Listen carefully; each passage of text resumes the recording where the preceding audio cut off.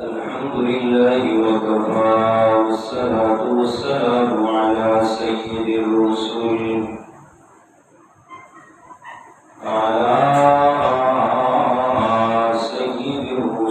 وخاتم الأنبياء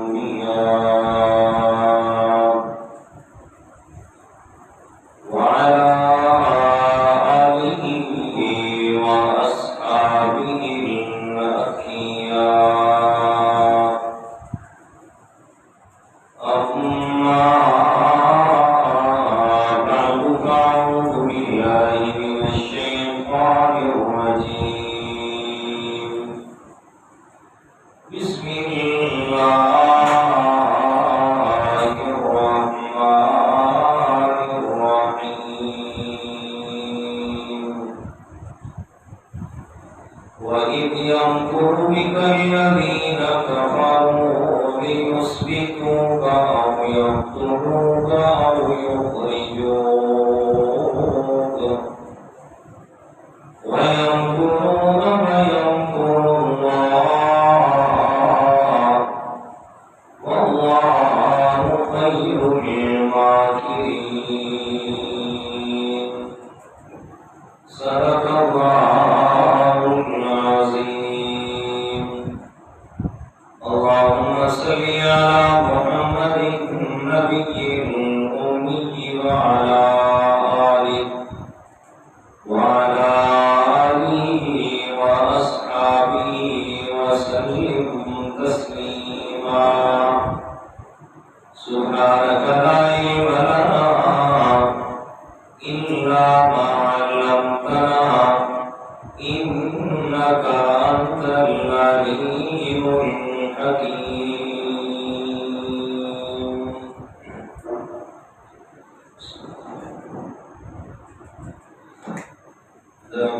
السامعين المخلصین الموحدین، دوستوں، بزرگوں، عزیز ساتھیوں، ماہ سفر کے حوالے سے کچھ جمعۃ المبارک سے آپ حضرات کے سامنے ہجرت کا عنوان شروع کرنے کی سعادت حاصل کی ہوئی ہے۔ ہجرت کا معنی اور مطلب اور پھر شرعی مفہوم،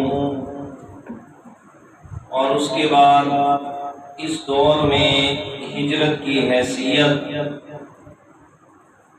اس کے ساتھ پیارے پیغمبر جناب محمد الرسول اللہ صلی اللہ علیہ وسلم کی سیرت طیبہ کے عظیم عنوان ہجرت مدینہ،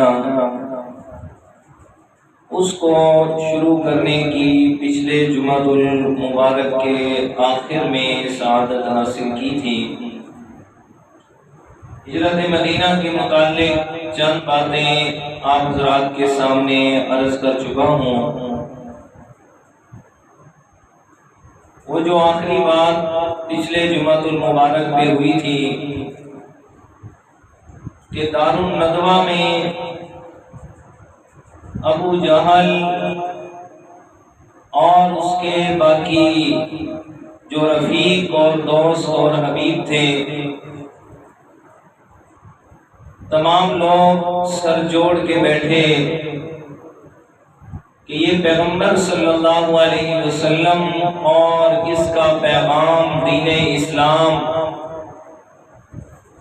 ہمارے ظلم و ستم کے باوجود، تمام تر رکاوٹیں ڈالنے کے باوجود دن بدن بڑھتا ہی جا رہا ہے۔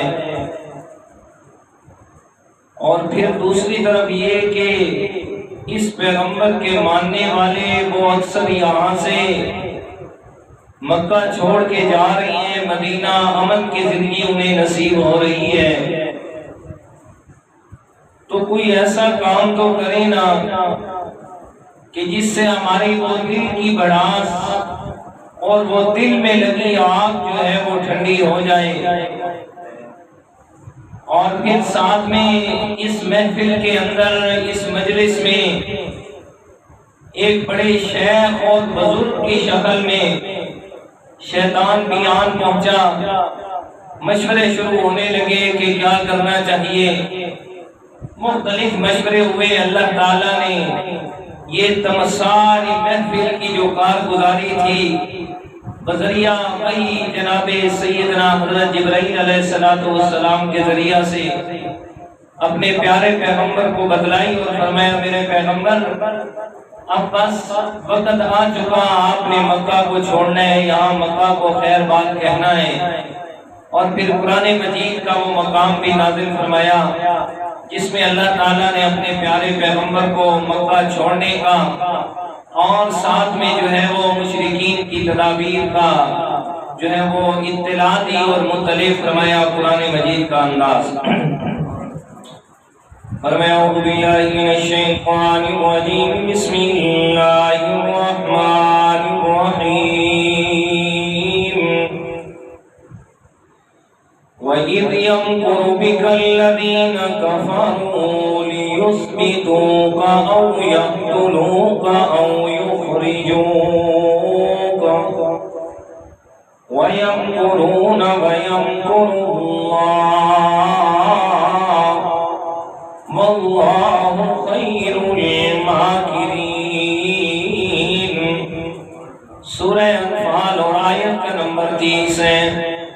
اللہ تعالیٰ فرماتے ہیں میرے پیارے مدنی کریم جناب محمد الرسول اللہ صلی اللہ علیہ وسلم وہ وقت بھی یاد کرنے کے قابل ہے جب آپ کے خلاف سارے مشرکین مکہ مل کے تدابیر بنا رہے تھے۔ کیا ہے پہلی تدبیر اور پہلا مشورہ؟ فرمایا لیثبتوک، دوسرا او یقتلوک، تیسرا او یخرجوک۔ کہتے ہیں ایسا کرو ایک مکان بناؤ کہ جس کا کوئی بھی دروازہ نہ ہو، چاروں طرف دیواریں بنا کے اوپر سے اس پیغمبر کو اس کمرے میں ڈال دیا جائے اور پھر چھت بنا دی جائے، خود ہی بھوک سے مر جائے گا۔ تو یہ بھی مشورہ ریجیکٹ ہوا۔ کیوں؟ شیطان کیا کہتا ہے؟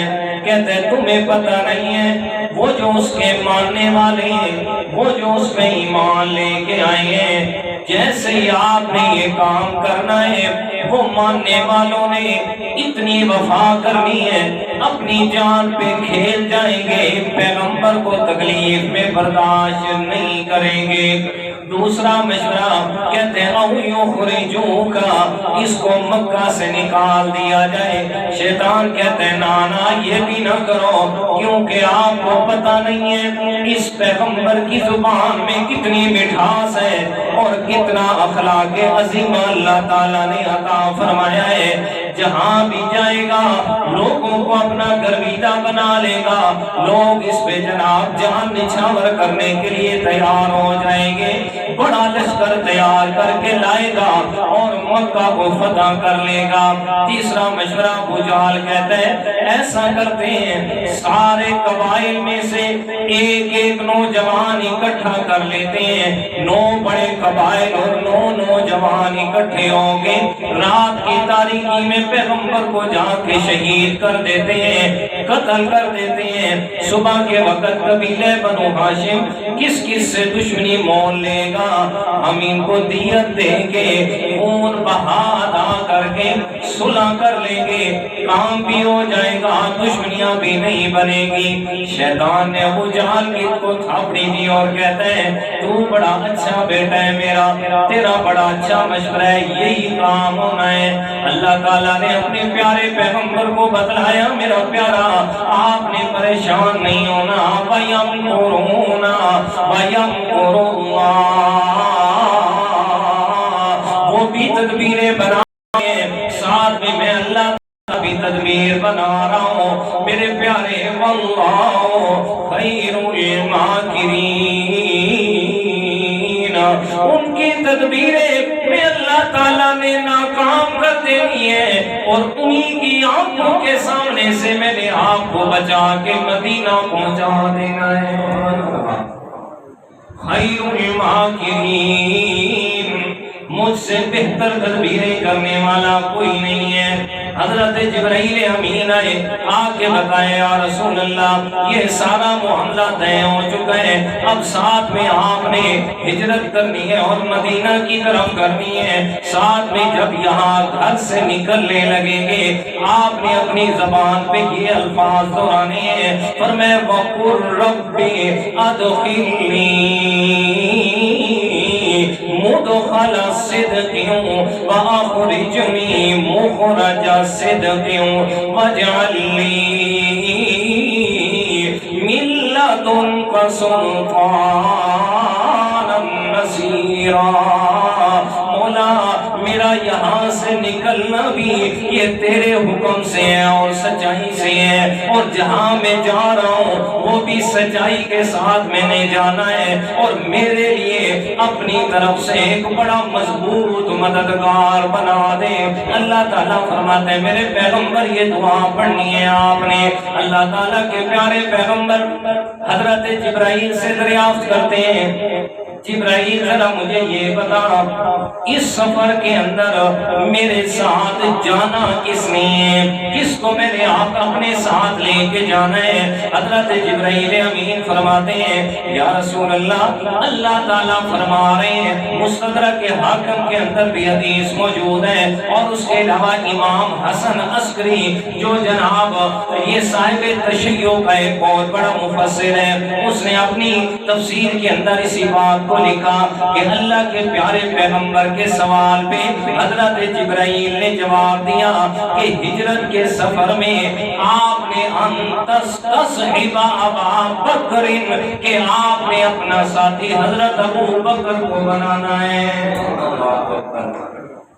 میرے پیارے پیغمبر حضرت علی کو بلایا، فرمایا علی میرے بھائی، یہ میرے پاس دنیا کے یہ جو لوگ ہیں ان کی کچھ امانتیں موجود ہیں، آپ میرے بستر پہ سو جائیے اور اگلے الفاظ سنیے گا۔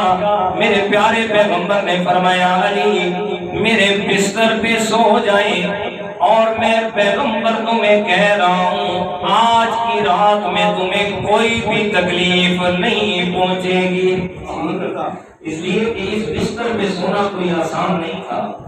یہ جو باہر سارے محاصرہ کر کے کھڑے تھے وہ کس لیے؟ کسی بستر والے کی جان لینے کے لیے کھڑے تھے۔ حضرت علی رضی اللہ تعالیٰ عنہ، اب سنیے گا، حضرت علی رضی اللہ تعالیٰ عنہ فرماتے ہیں جب اللہ کے پیارے پیغمبر نے فرمایا علی سو جائیں اور آپ کو کوئی بھی تکلیف نہیں ہوگی، کہتے کعبہ کے رب کی قسم ہے انسان کو ایک سانس کا بھی اعتبار نہیں ہے کہ پتہ نہیں یہ واپس بھی آئے گا یا نہیں آئے گا، یہ نہ ہو کہ میری موت آ جائے۔ لیکن میں علی کو اس رات میں جب میں سونے لگا نا یقین کامل تھا کہ آج صبح تک میں علی کو موت نہیں آ سکتی۔ کہ وعدہ کس نے کیا تھا؟ اللہ کے پیغمبر نے کہا فرمایا کہ آپ کو کوئی بھی تکلیف نہیں ہوگی۔ حضرت علی رضی اللہ تعالیٰ عنہ میرے پیارے پیغمبر بستر پہ سلا رہے ہیں، اور یہ جو باہر لوگ کھڑے ہیں یہ کس کی جان لینے کے لیے کھڑے ہیں؟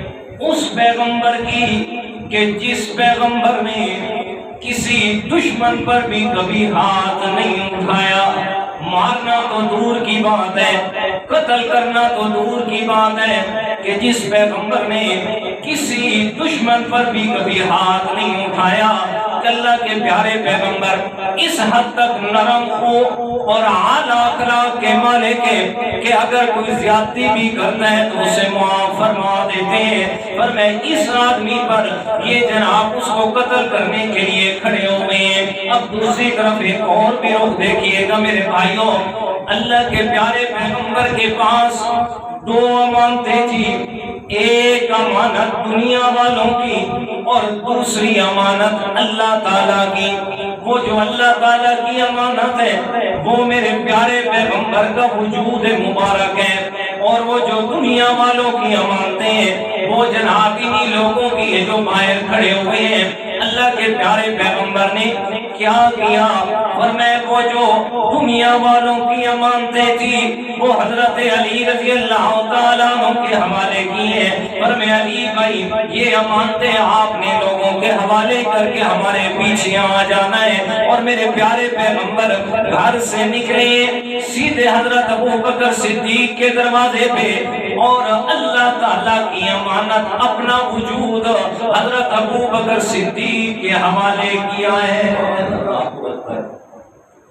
اور تیسری بات سنیے گا، حضرت علی رضی اللہ تعالیٰ عنہ میرے پیارے پیغمبر کے بستر مبارک پہ سوئے ہیں۔ کہنے والے کہتے ہیں حضرت علی سب سے اعلیٰ ہو گیا۔ کیوں؟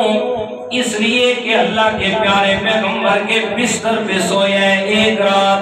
میں نے کہا کوئی انکار نہیں ہے، پیغمبر کے بستر پہ سونے والا بھی اعلیٰ ہے، اور جس کی گود میرے پیغمبر کا بستر بن گیا وہ بہتر نہیں بلکہ بہترین بن گیا۔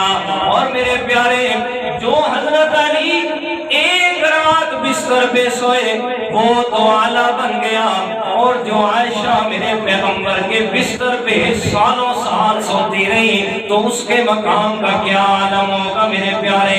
حضرت علی رضی اللہ تعالیٰ عنہ ادھر بستر پہ اللہ کے پیارے پیغمبر گھر سے نکلے ہیں، اور میں یہ سارے کے سارے کافر تلواریں لیے کھڑے ہیں۔ میرے پیارے پیغمبر نے اللہ تعالیٰ کے حکم سے ایک مٹھی ریت کی اٹھائی ہے اور کیا پڑھے سورہ یاسین۔ فرمائے وَجَعَلْنَا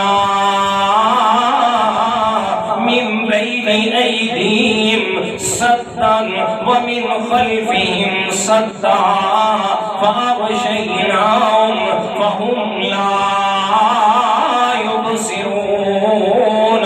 فرمائے جیسے پہنینا اللہ تعالیٰ نے کھڑے کھڑے سارے جوانوں کو اندھا کر دیا۔ اللہ کر سکتا ہے، اللہ تعالیٰ اس چیز پہ قادر ہے۔ یہ کر کھڑے ہوئے ایک آدمی کے پاس سے گزرا، کہتے کیوں کھڑے ہیں؟ کہتے ہم اللہ کے پیغمبر کے انتظار میں ابھی نکلے گا۔ اس نے کہا یار کیسے لوگ ہیں، وہ تو پیغمبر یہاں سے گزر بھی گیا ہے، میں نے خود دیکھا کہ یہاں سے گزر گیا۔ انہوں نے کہا یار کیسے ہو سکتا ہے، مذاق کرتا ہے، تو دفع ہو جا۔ اور میں میرے پیارے پیغمبر یہاں سے گئے سیدھے حضرت ابوبکر صدیق کے دروازے پہ۔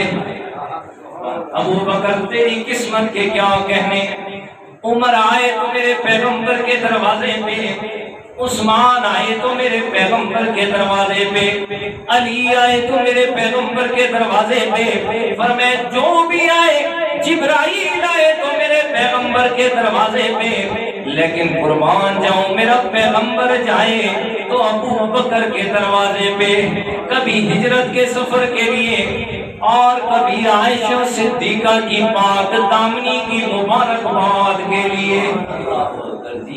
یہ اپنی قسمت کی باتیں ہیں۔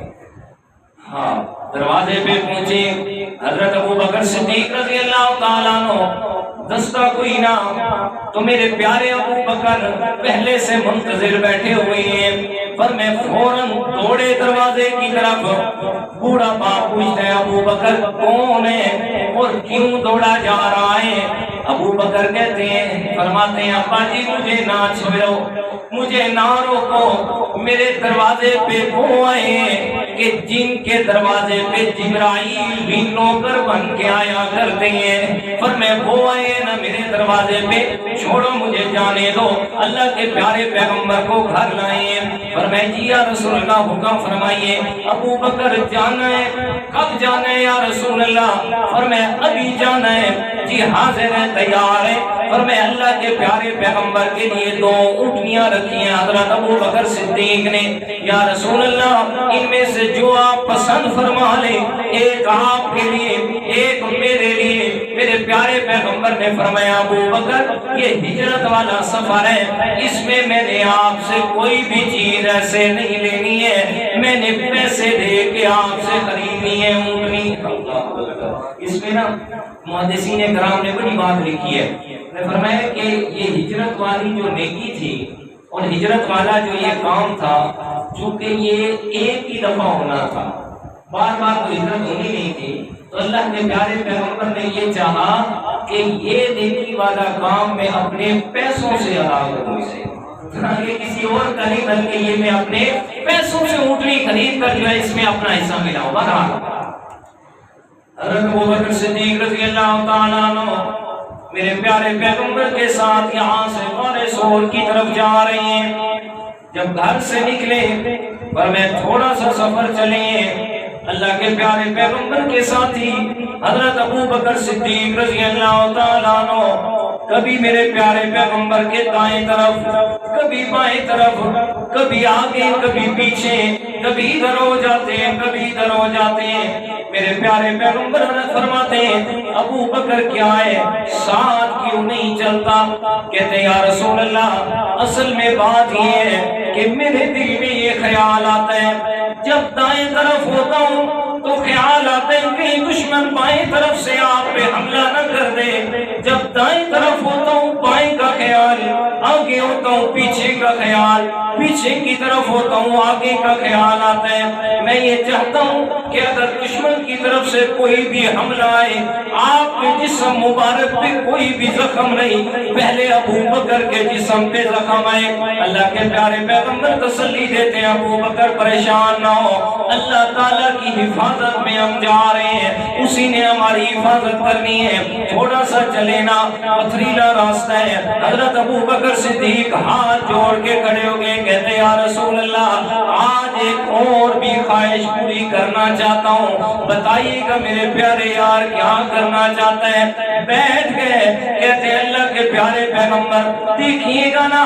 یہ نوکیلے پتھر، یہ کنکر آپ کے نرم و نازک یہ پاؤں ہیں کہ زخمی نہ ہو جائیں، ابو بکر نہیں چاہتا کہ آپ کے ساتھ ایسا معاملہ ہو، یہ میرے کندھے حاضر ہیں ان پہ سوار ہو جائیں۔ اللہ کے پیارے پیغمبر حضرت ابو بکر صدیق کے کندھوں پہ سوار ہوئے اور پھر اللہ کے پیارے پیغمبر کو کندھوں پہ اٹھا کے حضرت ابو بکر صدیق غار ثور کی جناب دہانے پہ لے گئے۔ فرمایا یہ جو نبوت کا بوجھ اٹھانا یہ اللہ تعالیٰ کی طرف سے اس بات کی طرف اشارہ تھا، فرمایا آج ابو بکر نبوت کو اٹھا کے لے جا رہے ہیں، کل اللہ کے پیغمبر کے بعد ساری امت کا بھی بوجھ اٹھانا ہے تو وہ ابو بکر نے اٹھانا ہے۔ اللہ کے پیارے پیغمبر کو غار کے دہانے پہ وہاں روکا ہے اور اس کے بعد خود غار میں تشریف لے گئے، جا کے غار کی صفائی کی ہے، اللہ کے پیارے پیغمبر کے آرام کے لیے جگہ بنائی ہے۔ آگے تاریخی بات بھی کرنے لگا ہوں، میرے استاد محترم حضرت علامہ داؤد بندیالوی صاحب متضل علی ان جہاں ایک بات کرتے ہیں، میں دنیا کی بات آپ کو سنا دیتا ہوں، اگر ایمان تازہ ہو تو یقیناً کہنا اچھی بات کرتے ہیں ہمارے استاد جی، اور عظمت صحابہ پہ یقیناً وہ بے مثال ہی کلمات ادا کرتے ہیں۔ وہ سید عطا اللہ شاہ صاحب بخاری رحمۃ اللہ تعالیٰ علیہ کے بارے میں مولانا اشرف علی تھانوی رحمۃ اللہ تعالیٰ علیہ فرمایا کرتے تھے کہ عطا اللہ کی باتیں تو عطائے الہی ہوا کرتی ہیں، وہ بھی ایسے ہی ادیب تھے۔ حضرت بندیالوی صاحب کے بارے میں بھی اکثر ہمارا یہ تصور ہوتا ہے کہ جب وہ عظمت صحابہ اور ختم نبوت پہ زبان کھولتے ہیں نا اور پھر وہ زبان نہیں کھولتے بلکہ موتی لوٹتے ہیں، بڑے بڑے علماء کرام داد دیے بغیر رہ نہیں سکتے۔ ختم نبوت کی انٹرنیشنل کانفرنس چل رہی تھی سرگودا میں، حضرت بندیالوی صاحب کا بیان آیا تو حضرت بندیالوی صاحب چلیوٹ میں چل رہی تھی انٹرنیشنل ختم نبوت کانفرنس، حضرت بندیالوی صاحب نے وہاں ختم نبوت میں بیان فرمایا اور ایک جملہ ایسا کہ پوری کانفرنس پہ بھاری ہو گیا۔ مولانا چلیوٹی صاحب اٹھے اور اٹھ کے انہوں نے ان کے ہونٹوں کو اور ماتھے کو چوم لیا، کہتے بندیالوی اللہ تعالیٰ نے تجھے جو عطا کیا سو اس جیسا اور کسی کو نہ مل سکا۔ اور وہ جملہ کیا تھا؟ حضرت بندیالوی صاحب نے اپنی خطابت کے انداز میں فرمایا جو سچے نبی ہوتے ہیں، جو سچے نبی ہوتے ہیں وہ کتابیں لکھا نہیں کرتے بلکہ ان پہ کتابیں اترا کرتی ہیں۔ جی یہ ایک ایسی بات، اس طرح کے بہت سارے اور بھی کلمات بہرحال تو حضرت بریلوی صاحب کی بات میں رس کرنے لگا ہوں. وہ فرماتے ہیں کہ یہ ایک تاریخی بات ہے، اس میں کچھ حقیقت نہیں ہے جو بھی ابھی کرنے لگا ہوں، لیکن اس میں تھوڑی سی اگر رد و بدل کر لینا تو وہ بات بن سکتی ہے صحیح حقیقت کے مطابق. کہتے ہیں حضرت ابو بکر صدیق رضی اللہ تعالی عنہ جب غار کے اندر تشریف لے گئے اور وہاں جا کر انہوں نے مختلف قسم کے سوراخ تھے ان کو بند کیا، اپنے کپڑوں کو پھاڑ پھاڑ کے صفائی کی، دیکھا ایک سوراخ باقی رہ گیا. حضرت ابو بکر صدیق نے اس سوراخ پہ اپنی ایڑی رکھ دی اور اللہ کے پیارے پیغمبر کو عرض کی، یا رسول اللہ اندر تشریف لائیے گا اور لا کے آرام فرمائیے. اللہ کے پیارے پیغمبر اندر تشریف لائے اور آ کر حضرت ابو بکر صدیق کی گود میں سر مبارک رکھ کے سو گئے.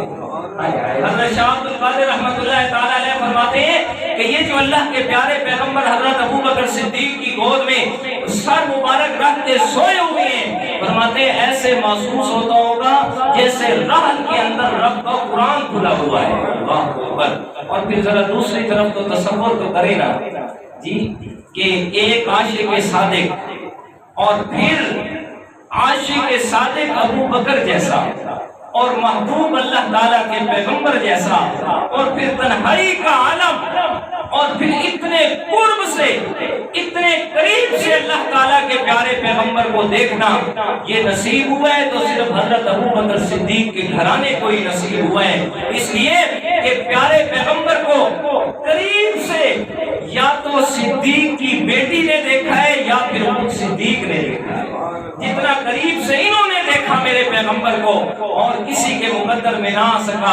اس لیے حضرت عمر فاروق رضی اللہ تعالیٰ عنہ اکثر فرمایا کرتے تھے، ابو بکر میری ساری زندگی کی نیکیاں لے لے، ساری زندگی کا جہاد لے لے، سب کچھ لے لے، لیکن صرف وہ ایک نیکی تیری، وہ جو غار ثور کے اندر اللہ تعالیٰ کے پیارے پیغمبر کو تم نے اپنی گود میں سلایا تھا اور میرے پیارے پیغمبر کے چہرے کو اتنا قریب سے دیکھا تھا، بس وہ ایک نیکی مجھے دے دے. حضرت ابو بکر فرمایا کرتے تھے، او پیارے میرے عمر بھائی یہ تو میرے رب کا فضل ہے جسے چاہتا ہے عطا فرما دیتا ہے. بہرحال حضرت ابو بکر صدیق کی گود میں میرے پیارے پیغمبر سوئے ہوئے ہیں. اس کے بعد وہ جو ایڑی رکھی ہے میرے پیارے ابو بکر نے اس سوراخ پہ، اس کے اندر پتہ نہیں کب سے وہ کالا ناگ بیٹھا ہوا تھا اور وہ چاہتا تھا اس بات کو کہ میں اللہ کے پیارے پیغمبر کے چہرے کا دیدار کروں. اور میں اللہ تعالیٰ نے فرمایا کہ وہ جو ابو بکر کی ایڑی ادھر رکھوائی ہے اور میں جو بھی میرے پیغمبر کا دیدار کرنا چاہتا ہے پہلے ابو بکر کے قدموں کا غلام بنے گا، بعد میں میرے پیغمبر کا دیدار کرے گا. پہلے ابو بکر کے قدموں میں آنا ہوگا، ابو بکر کے قدموں میں آئیں گے تو پیغمبر کی قربت نصیب ہوگی. نہیں ابو بکر کے ساتھ دشمنی اور پھر پیغمبر سے محبت یہ کوئی سمجھ نہیں آتی. ہاں اللہ تعالیٰ کے پیارے پیغمبر مکہ سے نکل گئے غار ثور میں. ادھر پیچھے صبح تک وہ انتظار کرتے رہے، ابھی باہر آئیں گے ابھی باہر آئیں گے. صبح کا وقت ہوئے، اندر گئے تو کیا دیکھتے ہیں بستر پہ حضرت علی رضی اللہ تعالیٰ عنہ سوئے ہوئے. پوچھتے ہیں علی بتانا اللہ کے پیارے پیغمبر کہاں گئے؟ حضرت علی رضی اللہ تعالیٰ عنہ نے بڑا پیارا جواب دیا، فرمایا مجھے دے کے گئے تھے. جو پوچھ رہے ہیں مجھے دے کے گئے تھے، جو مجھ سے پوچھتے ہیں مجھے کیا پتا ہے کہاں گئے، مجھ سے کیوں پوچھنے آ گئے. حضرت علی رضی اللہ تعالیٰ عنہ کو پکڑا، بیت اللہ شریف تک گھسیٹ کے لائے ہیں. کہتے ہیں بتانا. حضرت علی کہتے ہیں یہ آپ کی بھول ہے کہ پیغمبر کا راز فاش ہو جائے. اب حضرت علی کو چھوڑائے اور یہاں سے سیدھے حضرت ابو بکر صدیق کے گھر آئے ہیں، اس لیے کہ مشرکین کو بھی پتا تھا کہ میرے پیارے پیغمبر کا اگر وفادار یار ہے تو وہ ابو بکر صدیق ہے، کہ اگر کہیں نہیں ملے گا تو سیدھا اللہ کے پیارے پیغمبر ابو بکر کے پاس ہوں گے. جیسے ہی گھر میں آئے ابو جان آگے دیکھا معصوم بچی ہے حضرت اسماء، پوچھتے ہیں بتانا تیرا باپ ابو بکر کہاں ہے اور اس کا یار اللہ کا پیارا پیغمبر صلی اللہ علیہ وسلم کہاں ہے؟ حضرت اسماء کیا فرماتی ہیں اب میرا امتحان آ گیا کہ اگر سچ بولتی ہوں تو پیغمبر کا راز فاش ہوتا ہے، اور اگر دوسری طرف جھوٹ بولتی ہوں تو پھر اپنے پاپا کی صداقت پہ بات آتی ہے۔ کہتے میں نے دو ٹوک میں کہا آپ بات سن ابو جہل او اللہ کے دشمن، پھر اپنے استاد جی کی بات رس کرنے لگا ہوں۔ وہ کیا کہتے ہیں؟ فرماتے ہیں حضرت اسماء نے کہا ہوگا او ابو جہل سن، میں کسی تقیہ باز کی بیٹی نہیں ہوں، میں کسی تقیہ باز کی بیٹی نہیں ہوں کہ حق چھپا جاؤں گی، صدیق کی بیٹی ہوں، دو ٹوک کہہ رہی ہوں، جانتی ہوں میرے پاپا کہاں ہیں، جانتی ہوں اللہ کے پیارے پیغمبر کہاں ہیں، جان تو جا سکتی ہے لیکن زبان سے کوئی لفظ نہیں بتا سکتی۔ ابو جہل کو آیا نہ غصہ، تھپڑ مارا حضرت اسماء کے چہرے پہ، اتنا زبردست تھپڑ کہ میرے پیارے پیغمبر کے سامنے جب حضرت اسماء گئی ہے نا، فرمایا غار کے اندر گئی ہے کھانا لے کے، فرمایا چہرہ چھپایا ہوا ہے، میرے پیارے پیغمبر نے پوچھا کیا ہوا؟ حضرت ابوبکر صدیق نے پوچھا بیٹی بتانا کیا ہوا ہے چہرے پہ؟ فرمایا ابا جی اور تو کچھ نہیں ہے، فرمایا دکھایا نا کان پھٹ چکا تھا اور کان سے خون آ رہا ہے۔ ذرا سوچو میرے دوستوں، بیٹیوں والے بیٹھے، بیٹی کے چہرے پہ سگا بیٹا بھی تھپڑ مارے نا، باپ برداشت نہیں کرتا۔ دیکھیے ذرا ابو بکر کا دل گردہ، اور میں جب اپنی آنکھوں کے سامنے دیکھا ہے کہ میری بیٹی کے چہرے پہ ابو جہل نے تھپڑ مارا اور میں خون بہ رہا ہے، بجائے اس کے کوئی گلا شکوا کرتے، آسمان کی طرف دیکھ کے کہتے ہیں مولا باقی ساری چیزیں تو اپنی جگہ، آج بیٹیوں والی قربانی بھی تو میری قبول فرما لے۔ اللہ کے پیارے پیغمبر حضرت اسماء کھانا لے کے گئی ہیں، تھوڑا وقت گزرا ہے رات کا، حضرت عبداللہ گئے میرے پیارے پیغمبر کے پاس، اللہ کے پیارے پیغمبر فرماتے ہیں یار یہ کس کے آنے کی آٹ آ رہی ہے؟ سامنے ہے تو حضرت ابو بکر کا بیٹا حضرت عبداللہ، وہ سارے دن کی ڈائری بتائی ہے کہ مکہ میں کیا کیا باتیں ہو رہی ہیں۔ پر میں تھوڑا وقت گزرا رات کا، رات ڈھلی ہے، حضرت ابو بکر کا غلام عامر بن فہیرہ وہ بکریاں لے کے آئے ہیں، اللہ کے پیارے پیغمبر کے لیے تازہ دودھ آ کے پیش فرمایا ہے۔ پھر سنیے گا، فرمایا ابو بکر تیری تو باتیں کیا ہیں، خود بھی پیغمبر کی خدمت میں، بیٹا بھی بیٹی بھی غلام بھی، ابو بکر تیرا سارا گھرانہ پیغمبر پہ قربان ہے، تو کیوں نہ کہوں یہ بات، ابو بکر تیری شان کا مقابلہ بھی کوئی نہیں ہے، ابو بکر تیری شان کا مقابلہ ہی کوئی نہیں، ابو بکر تیری بھی صحیح کوئی نہیں، پر میں کون تیرے جیسا بنے؟ میرے پیارے پیغمبر 3 دن یہاں قیام فرمایا۔ پیچھے مکہ والوں نے ایک اعلان کیا ہے، مکہ میں اعلان ہوا، ابو جہل کہتا ہے وہ جو 2 لوگ یہاں سے گئے ہیں، ایک اللہ کے پیارے پیغمبر اور دوسرے حضرت ابو بکر صدیق، پر میں جو بھی کوئی ان کا سراغ بتائے گا، جو بھی کوئی ان کو پکڑ کے لائے گا، میں اسے 100 اونٹ انعام دوں گا۔ کتنے اونٹ؟ 100۔ بات بڑی دلچسپ ہے سمجھنے کی۔ 100 اونٹوں کا اعلان کیا، کہا اگر کوئی اللہ کے پیغمبر کو پکڑ کے لائے گا تب بھی 100 اونٹ انعام دوں گا، اور اکیلے ابو بکر کو پکڑ کے لائے گا تب بھی 100 اونٹ انعام دوں گا۔ نہیں سمجھ آئی؟ چلو آپ کی لہج میں بات سمجھا دیتا ہوں، آپ کی لہج میں آگے بات سمجھا دیتا ہوں۔ ہاں کچھ میرے دودھ بیچنے والے لوگ بیٹھے ہیں، وہ ناراض نہیں ہونا، وہ میرے چاچے روٹی کو نہیں آیا، روٹی کو نہیں آیا۔ اچھا جی، تو دودھ میں پانی ڈالتے ہیں، دودھ میں پانی ڈالتے ہیں، جب دودھ میں پانی ڈالتے ہیں نا تو دودھ چیخے بڑی لگاتا ہے، دودھ پوچھتا ہے پانی سے وہ دودھ کدھر آ رہے ہیں بھائی؟ جیسے کتاب والے نے لکھا ہے نا کہ او چاچا آ گئی جی، ویسے کتاب والے نے لکھا ہے نا کہ جب دیوار کے اندر کیل جو ہے وہ لگا رہے ہوتے ہیں نا، تو وہ کیل سے دیوار پوچھتی ہے وہ تو کدھر آ رہا ہے؟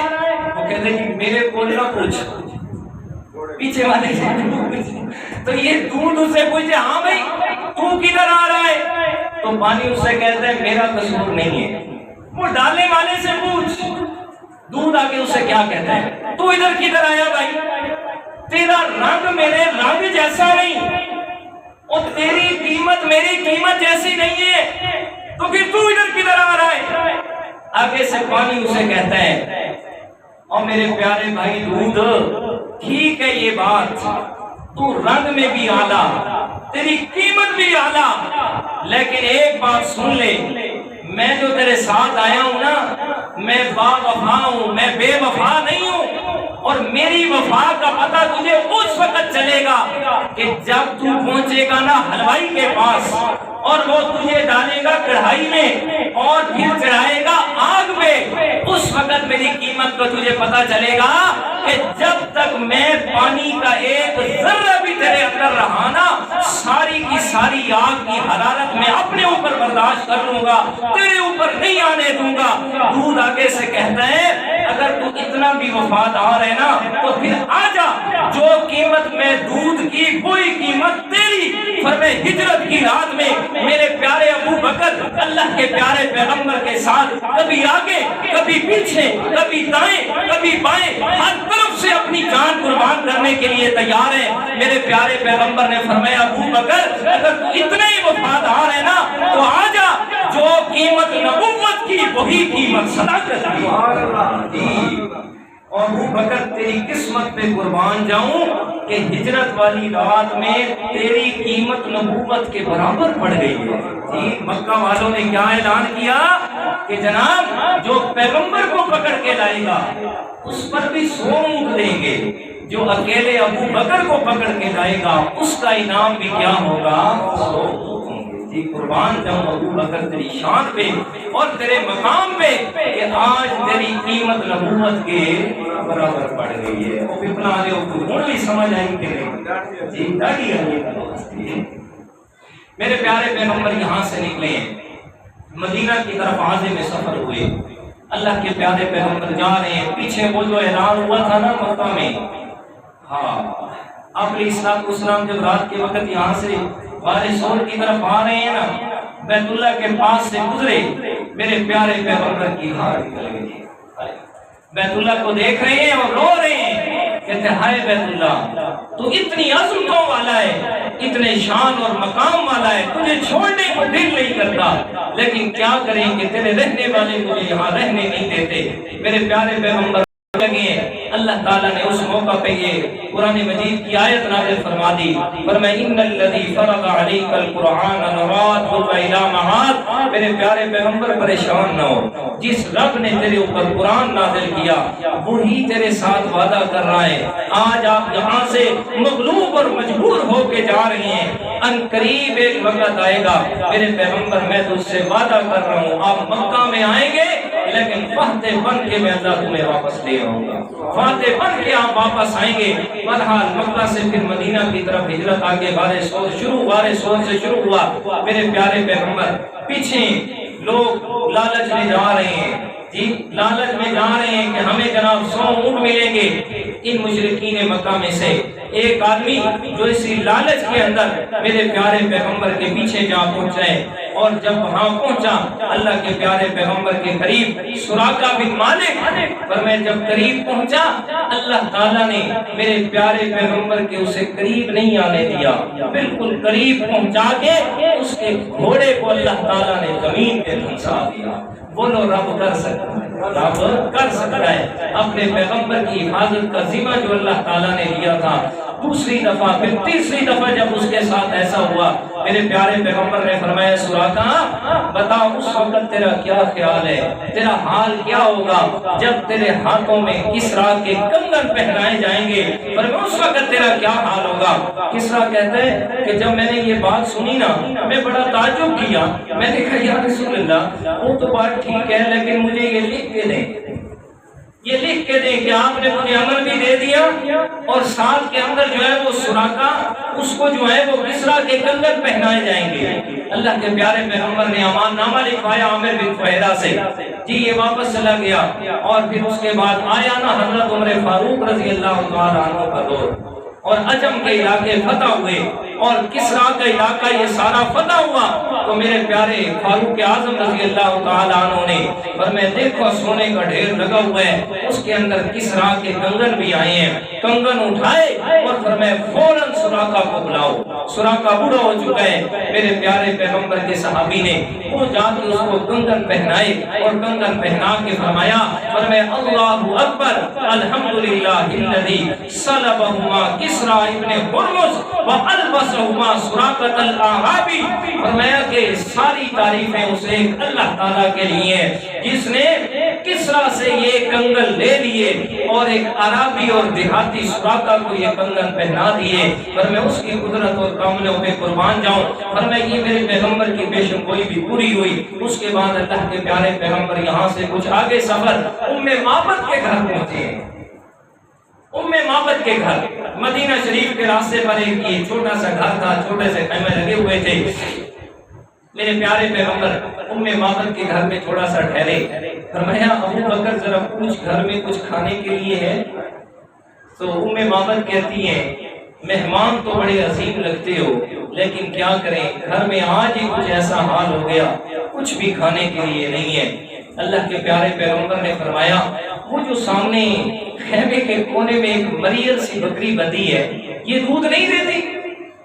معبد کہتی ہے، بڑھیا کہتی ہے نوجوان اگر یہ دودھ دیتی اور کسی کام کی ہوتی تو میرا خامد چرانے کے لیے نہ لے جاتا، سو یہ دودھ نہیں دیتی، کچھ بھی نہیں دیتی، اس لیے گھر میں کھڑی ہے۔ میرے پیارے پیغمبر نے فرمایا ماں جی اگر اجازت ہو تو میں ہاتھ لگاؤں اس کو؟ معبد کہتی ہے نوجوان ہونا ضد کر رہے ہو، چلو آپ بھی لگا لیں ہاتھ۔ میرے پیارے پیغمبر کے پاس لے کے آئے وہ بکری، اللہ تعالیٰ کے پیارے پیغمبر نے حضرت ابو بکر کو دیکھا، ابو بکر نے میرے پیغمبر کو دیکھا، اور پھر نظروں میں بات کر کے میرے پیارے پیغمبر مسکرائے۔ جی یہ نظروں میں باتیں کس سے ہوتی ہیں؟ اور کس سے ہوتی ہیں؟ اور نظروں میں باتیں کس سے ہوتی ہیں؟ تو سارے حاجی غازی نمازی ہو، آپ کو تو پتہ نہیں ہے ان باتوں کا نا۔ نظروں میں باتیں کس سے ہوتی ہیں؟ اپنے محبوب سے ہوتی ہیں۔ کس سے ہوتی ہیں؟ کہ جس سے انسان کو محبت ہوتی ہے، فرمایا اس سے نظروں میں باتیں ہوتی ہیں۔ قربان جاؤں وہ کیسا منظر ہوگا جب میرے پیارے پیغمبر نے پیار بھری نظریں ابو بکر کی طرف دیکھی ہوں گی، اور ابو بکر نے آگے سے دیکھ کے سمجھ گئے ہوں گے میرے پیغمبر کیا کہہ رہے ہیں، اس لیے آگے سے مسکرا دیے۔ میرے پیارے پیغمبر نے بکری کے اوپر ہاتھ پھیرا اور میں تبارک الذی نزل الفرقان علی عبدہ، میرے مولا جس رب نے مجھے قرآن دیا اسی رب نے اس میں برکت دینی ہے۔ میرے پیارے پیغمبر نے تھنوں کو ہاتھ لگایا، تاریخ کے الفاظ ہیں میرے پیارے پیغمبر نے تھنوں کو ہاتھ لگایا، تھنوں سے دودھ ایسے آنے لگا جیسے ساون کے مہینے میں بارش برسا کرتی ہے۔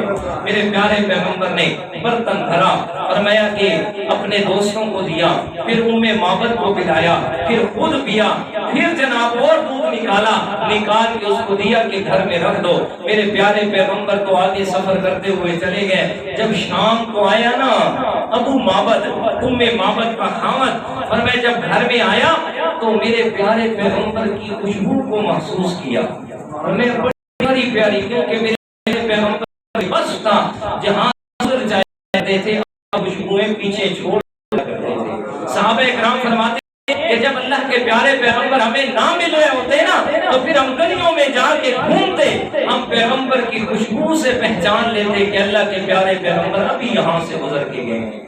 سبحان اللہ نہیں کہنی، ٹھیک ہے نا؟ پیغمبر کی شان اور عظمت، آپ کہتے ہیں ہمیں محبت ہے پیغمبر سے، کیا محبت ہے؟ اس کی شان بیان ہو رہی ہے اور منہ بند کر کے بیٹھے ہوئے ہیں۔ میں رات کو ویڈیو دیکھتا رہا ہوں اپنے نوجوانوں کی جو اس بغیرتی والے معاملے میں گئے ہوئے تھے آغاز کے اندر، ان کی جناب زبان ہی نہیں ملتی تھی، جی وہاں تو زبان ہی نہیں ملتی تھی، یہ وہ فلانا ڈھکانا پتہ نہیں کیسے کیسے بکواسات، اور یہاں سبحان اللہ کہتے ہوئے شرم آتی ہے۔ جی ملک صاحب ایسے ہے نا، جی یہ تو دوسرا بھی بنونا کہ استاد اتنا کساریاں رکھے تھے. اچھا جی ہاں میرے پیارے پیغمبر جہاں سے گزرتے ہیں اپنی خوشبوئیں پیچھے چھوڑ جاتے ہیں. ابو معبد آئے نا میرے پیارے پیغمبر کی خوشبو کو محسوس کیا.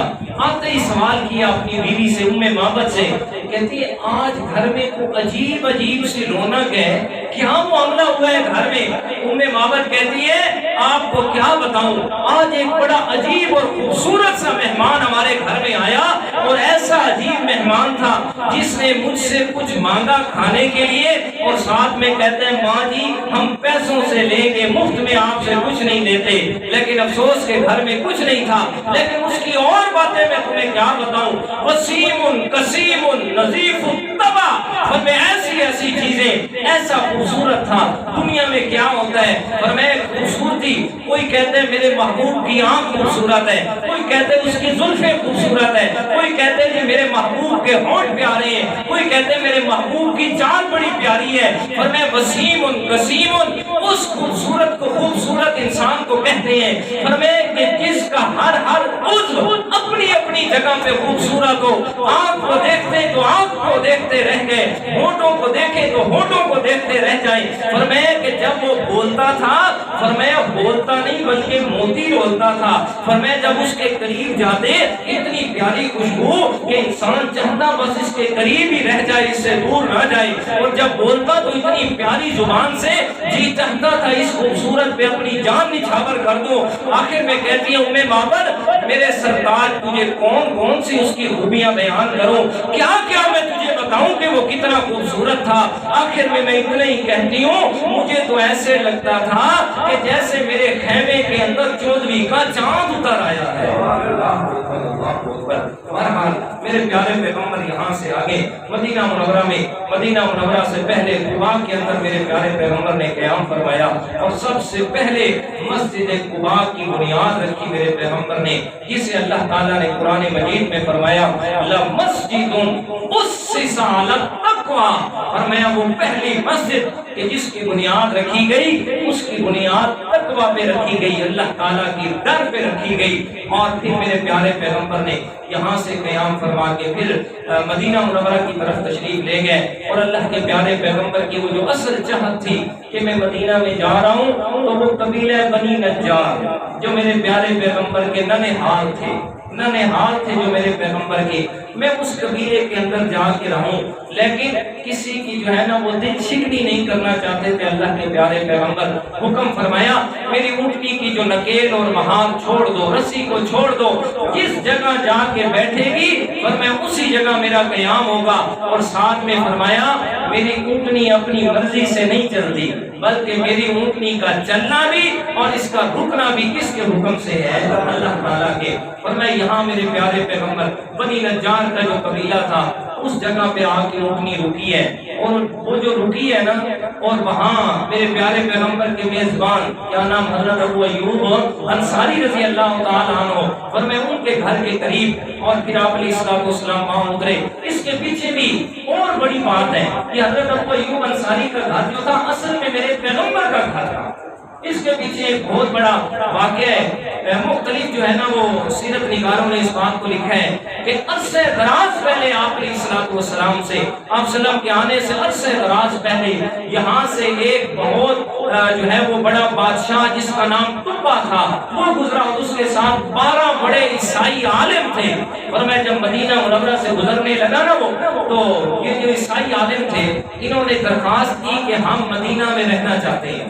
اس نے کہا یار کیوں؟ اس نے کہا اس لیے کہ ہم نے اپنی کتابوں میں پڑھی ہے یہ بات کہ وہ جو اللہ کا آخری پیغمبر آئے گا اور میں اس نے ہجرت کر کے مدینہ منورہ آنا ہے, تو ہم یہاں چاہتے ہیں ادھر ہی رہ جائیں, ادھر ہی مر جائیں. ہم ہو سکتا ہے ہماری زندگی میں آ جائے تو ہم اس پیغمبر پر ایمان لے کے آ جائیں. جب اس نے یہ تبا نے بات سنی نا, اس نے کہا یار حقیقت تو یہی ہے, آپ سچ کہہ رہے ہیں, چلو ایسا کرتے ہیں. اس نے ان 12 علماء جو تھے عیسائیوں کے ان کی شادیاں بھی ادھر مدینہ میں کروائی, اور اس کے بعد 12 ان کو کو بڑے مکان بنا کے دیے، اور 13واں مکان اس نے اللہ کے پیارے پیغمبر کے نام پر بنایا۔ اس نے کہا اصل میں بات یہ کہ میں جا رہا ہوں اپنی رعایا کو سنبھالنے، وہ جو اگر تمہاری زندگی میں آ جائے نا، اس نے خط لکھ کے دیا، اس نے کہا اگر وہ پیغمبر تمہاری زندگی میں آ جائے اس پیغمبر کو میرا سلام بھی کہنا، اور ساتھ میں یہ کہنا کہ میں آپ پر ابھی سے ایمان لا چکا ہوں، میں ابھی سے ایمان لا چکا ہوں آپ پر، اور آپ کے لیے میں نے مکان بنایا ہے، بطور ہدیہ قبول کیجیے گا۔ اور میں یہ جو وہ چلا گیا، پھر عرصے دراز کے بعد میرے پیغمبر گئے، یہ جو انصار کی جتنی بھی اولاد تھی یہ انہی 12 علماء کی تھی، انہی 12 لوگ جو یہاں چھوڑ کے گئے تھے انہی کی تھی۔ اور جس آدمی کے حوالے اس نے اپنا وہ وصیت نامہ کیا تھا، حضرت ابو ایوب انصاری رضی اللہ تعالیٰ عنہ، یہ انہی کی اولاد میں سے تھے۔ اور ایک تاریخ کے اندر یہ بات لکھی ہے سیرت نگار نے کہ حضرت ابو ایوب انصاری تک وہ رکا بھی آیا تھا وصیت نامہ، اور انہوں نے اللہ کے پیارے پیغمبر کو آ کے پیش بھی فرمایا تھا۔ اور جس جگہ حضرت ابو ایوب انصاری کا گھر تھا، اسی جگہ پہ اس قبا نے اللہ کے پیارے پیغمبر کے لیے مکان تعمیر فرمایا تھا۔ گویا کہ اللہ کے پیارے پیغمبر کسی کی جگہ پر نہیں بلکہ اپنے مکان میں ہجرت فرما کے گئے تھے۔ بہرحال حضرت ابو ایوب انصاری کو اللہ کے پیارے پیغمبر کی طرف سے ایک خاص جو نسبت میزبان رسول کی ملی، انہوں نے جی بھر کے اپنے تن من دھن لگا کے اللہ کے پیارے پیغمبر کی خدمت کی۔ اس کے بعد آپ نے اسلام ادھر ہی مقیم رہے، اور پھر مرتے دم تک، اور پھر مرنے کے بعد بھی اپنا وعدہ وفا فرمایا میرے پیغمبر نے، اور قیامت تک جو ہے اللہ کے پیارے پیغمبر جو ہے اپنی قبر منور کے اندر موجود، ان کا اپنا وجود مبارک جو ہے وہ قبر مبارک میں موجود رہے گا، اور مدینہ والوں کے ساتھ میرے پیارے پیغمبر کا وعدہ وفا ہوتا رہے گا۔ بہرحال آگے انشاءاللہ ہمارا ربیع الاول شروع ہو رہا ہے، تو اگلے جمعے سے باقاعدہ آپ نے اسلام کی سیرت کا ٹاپک شروع ہوگا، آپ سلام کی پیدائش اور لڑکپن، پھر آپ سلام کی جوانی، اور پھر نبوت کا ملنا، اور اس کے بعد کے حالات، انشاءاللہ وہ تسلسل سے تقریباً 3-4 مہینے تک چلے گا۔ جو کچھ کہا سنا اللہ تعالیٰ کی توفیق عطا فرمائے گا۔